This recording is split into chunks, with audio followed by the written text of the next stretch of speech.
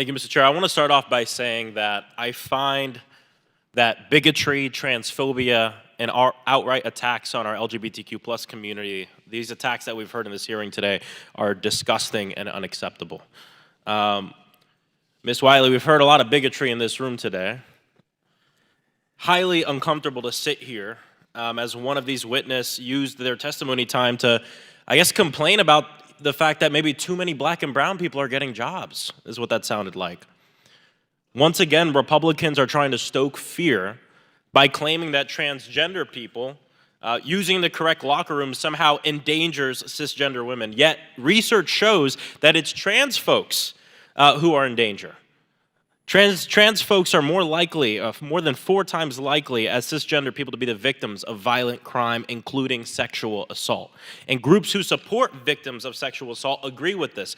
Bipartisan, nonpartisan groups, dozens of groups, including the National Alliance to End Sexual Violence. They signed a letter supporting full and equal access to locker rooms for trans folks. So I ask unanimous consent to enter this letter into the record, as well as a study by Williams Institute that shows the high rates of victimization for transgender individuals. Without objection, so ordered.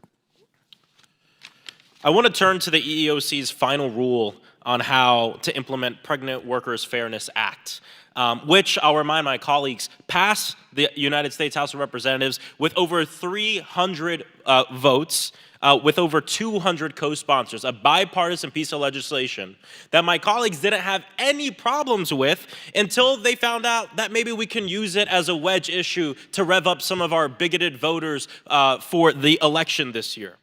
This important act requires employers to accommodate workers with limitations caused by pregnancy, childbirth, or medical conditions. In its rule, the EEOC makes it clear that pregnancy, childbirth, and related medical conditions includes abortion care. Ms. Wylie, my colleagues don't seem to understand why this is so important. Could you walk us through that and explain the potential consequences of undermining this important protection? Well, I think, Congressman, you just did. I think that is a perfect explanation about the importance of the rulemaking to protect people from discrimination. And here's one of the things that I want to appreciate Attorney General Rokita for, is the acknowledgement that it is the Supreme Court of the United States of America. In fact, a Neil Gorsuch opinion, a conservative justice, that found that Title VII's prohibition on sex discrimination also prohibits employers from firing an employee, quote, simply for being transgender, close quote.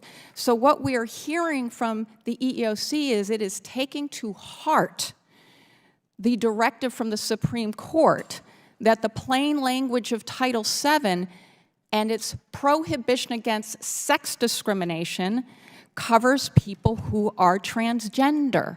And by the way, and as we know with all civil rights laws, when we protect the most vulnerable, we protect everyone. The reason it is so critically important is because those protections extend to everyone.